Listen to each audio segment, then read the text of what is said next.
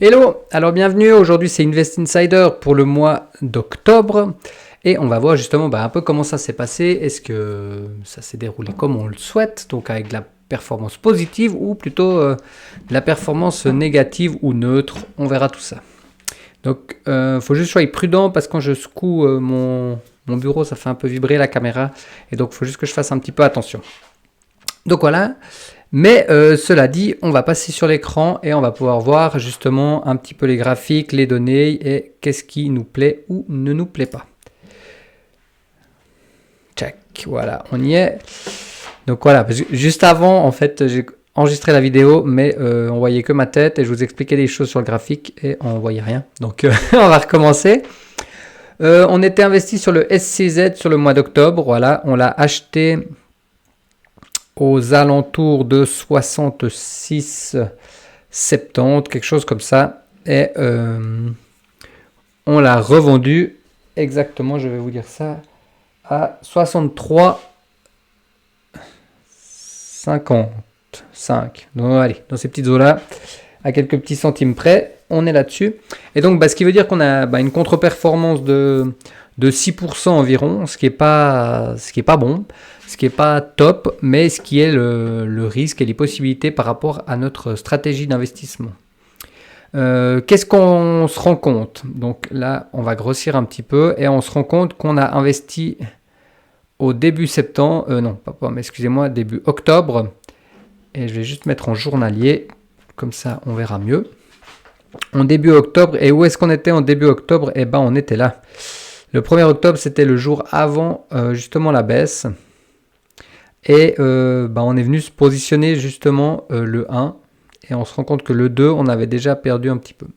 Bref, ceci dit, on a vu que la performance sur tout le mois n'était pas bonne. Grosso modo, ça fait que de baisser sur tout le mois. Et donc, on se retrouve en daily avec un RSI qui est en dessous de sa zone de neutralité, donc ce qui est plutôt négatif. Et aussi des prix qui sont en dessous des moyennes mobiles 50, enfin de la moyenne mobile 50, ce qui est non plus pas très positif, on va dire, à court terme. Moyen court terme. Voilà. Quand on regarde par exemple en weekly, donc ce qui veut dire que chaque bougie vaut une semaine, on se rend compte que là c'est complètement différent en fait la situation parce que on est sur notre moyenne mobile, ici 50 périodes qui elle est haussière aujourd'hui. On est sur la zone de neutralité de 50%. On a quand même un canal légèrement haussier, d'accord? Donc on a une bonne dynamique. On a une correction de prix par contre. Voilà. Et ça, en fait, on paye un peu la correction de prix sur ce mois. Ce qui peut arriver, ma foi, c'est les règles du jeu, c'est comme ça. Hein. On fait de l'investissement, c'est pas une science exacte. Hein. Des fois, ça peut bien se passer et des fois pas. Ce mois-ci, c'était pas bon. Faut le dire aussi que c'est pas bon. Et ce mois-ci, c'était pas bon. Donc, qu'est-ce qu'on a fait? Selon nos calculs de performance, on s'est rendu compte qu'il fallait investir sur le Nasdaq et donc le QQQ.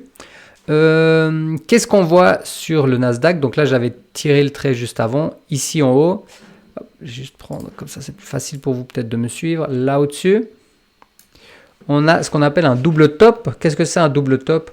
Ça veut juste dire en fait que notre prix s'est arrêté, le prix sur les marchés, ça arrêté 2 fois au même niveau. Et donc ça, en fait, ça peut soit être un indice de se dire, là, il y a une forte résistance, on va pas aller plus haut, on a un double top, donc on va repartir à la baisse.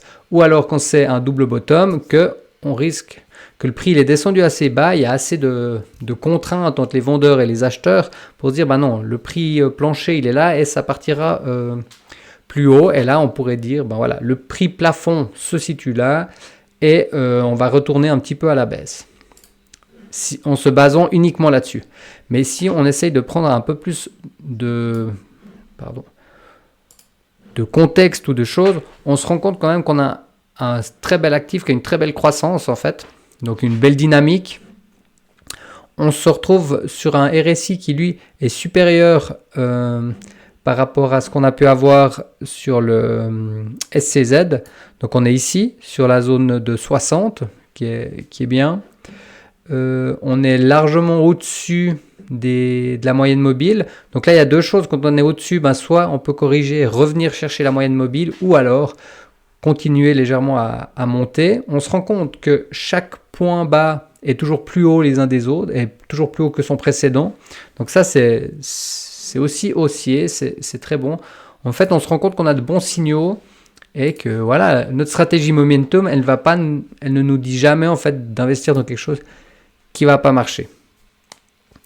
À la fin, je vais juste parler un petit peu, c'est les règles de la stratégie momentum et des risques encourus, parce que voilà, c'est pas une stratégie miraculeuse, il y a des risques, on va en parler ensemble après.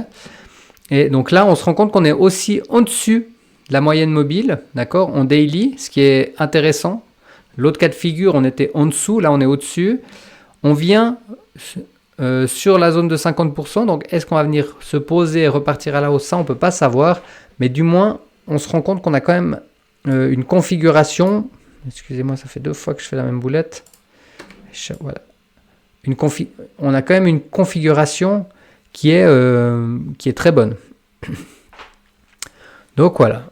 On investit dans le QQQ, on ne se pose pas 1000 questions, on garde notre stratégie, on ne remet pas en question la stratégie aujourd'hui. Les marchés sont haussiers. On va pouvoir revoir peut-être la stratégie le jour où les marchés commencent à devenir baissiers et là où il y a un grand risque en fait de contre-performance. On va pouvoir voir parce que on va les voir sur 2 tableaux. On va voir autant le tableau des actions que le tableau des obligations. Et c'est là où justement c'est à nous de faire ensuite un arbitrage. Comment est-ce qu'on va vouloir se positionner? Donc on va juste regarder encore, c'est notre benchmark. Donc notre benchmark, qu'est-ce que c'est? C'est notre référence sur lequel on aime, c'est en fait l'indice qu'on cherche à battre. Actuellement, c'est pas le cas. Actuellement, on se rend compte qu'avec notre stratégie, on ne bat pas cet indice. D'accord? Donc voilà, c'est pas très bon non plus, mais on se rend compte que, pardon, j'ai fait bouger la caméra. On se rend compte que voilà, actuellement on le bat pas. Historiquement, on arrive à le battre, donc on va persévérer là-dedans, on continue. Il faut juste que je revienne passer sur mon autre écran. Voilà, j'ai pas réussi. Je voulais mettre une image, je n'ai pas réussi à la mettre, mais c'est pas grave. Je vais juste vous glisser ça comme ça. Tchac. Est-ce que vous voyez? J'ai pas fait de bêtises. Juste enregistré. Voilà. Donc ici, vous voyez l'état du portefeuille. Donc on a vendu SCZ pour environ 1164 francs. On a acheté QQQ pour 1164 francs. Et donc ce qui nous donne une performance assez simple de 16,4% depuis le début de l'expérience. Donc on est en baisse. C'est pas... hop là, j'ai juste modifié. Ça va être... on va mettre 6% environ. Donc voilà. Paf, paf, comme ça. Vous aurez le mail. Ici, vous aurez la vidéo que vous allez voir comme d'habitude. Ici, je vais juste vous mettre... c'est les... Hop, je vais juste vous montrer ça. Je peux vous le montrer là, peut-être. Tac, si je prends mon WhatsApp, voilà. Je vais juste vous montrer, en fait, c'est les transactions. Je vais essayer de faire comme ça dorénavant. C'est pas trop mal. Tac. Voilà. Hop, je vais juste le tirer, comme ça, vous voyez. Voilà. Vous aurez juste cette image ici avec vendu, acheté. Hop, et comme ça, vous pouvez savoir ce qui a été vendu, qu'est-ce qui a été acheté, blablabla. D'accord? Donc, le SCZ est acheté, le QQQ, ça c'est autre chose. C'est moi qui ai fait ce petit achat en automatique sur un autre portefeuille. Donc, voilà. Comme ça, au moins, vous êtes au courant. Et si on reprend un petit peu, hop...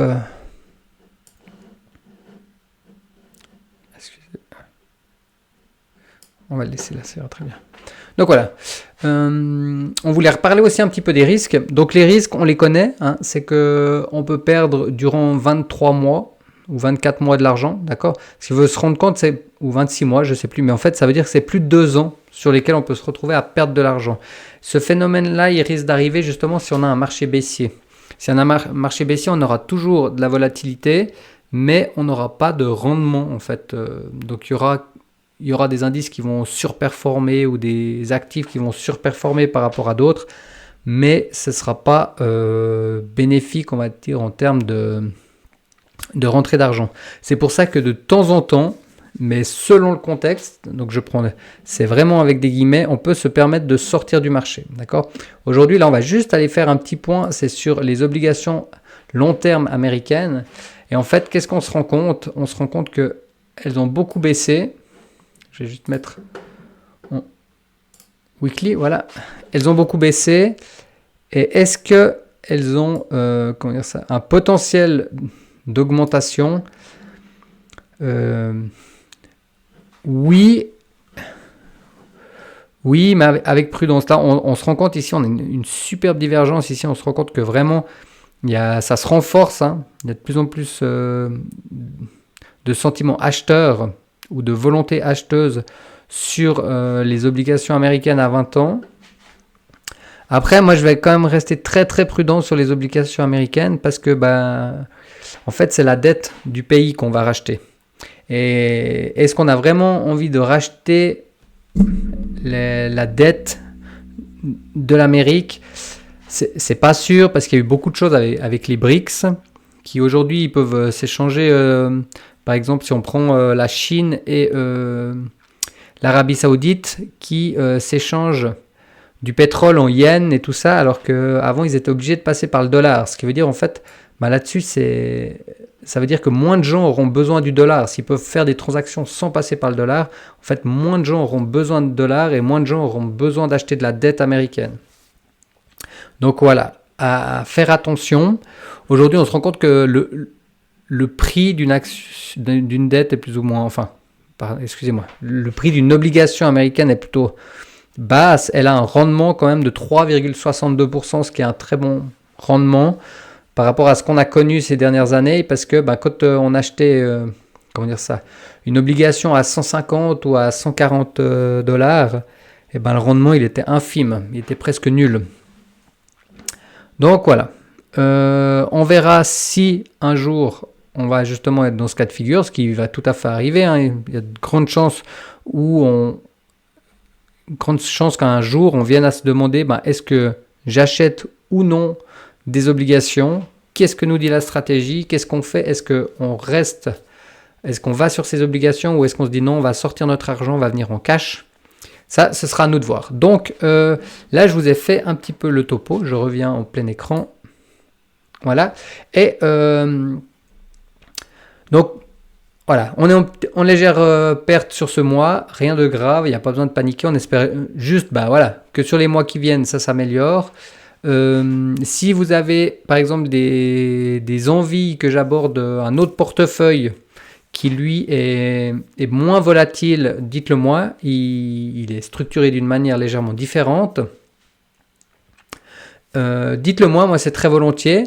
Et puis voilà, donc vous répondez au mail ou alors vous m'envoyez un message pour ceux qui ont mon numéro. Et donc j'en ai fini. Je vous souhaite un magnifique mois de novembre et une belle fin d'année. On va regarder ça justement fin novembre, comment ça se passe. On espère que justement... Oui, parce j'ai pas parlé du contexte, excusez-moi, j'allais peut-être terminer un poil vite. Aujourd'hui, on est le 5 novembre, donc ma vidéo a un petit peu de retard. J'en suis navré d'ailleurs. Pour ça, le mail aussi a du retard. J'en suis aussi navré. Par contre, aujourd'hui, c'est jour d'élection américaine. Et donc, c'était toute une année électorale. On sait que les années électorales, ça peut être un petit peu compliqué sur les marchés avec beaucoup d'incertitudes. Et on verra ce soir ou cet après-midi qui est justement le nouveau président des États-Unis ou la nouvelle présidente des États-Unis. On verra ça et comment est-ce que les marchés réagiront par rapport à ça. Donc voilà, je vous remercie de m'avoir écouté. J'espère que vous vous portez bien. Et voilà, une belle fin de journée. Au revoir, ciao ciao.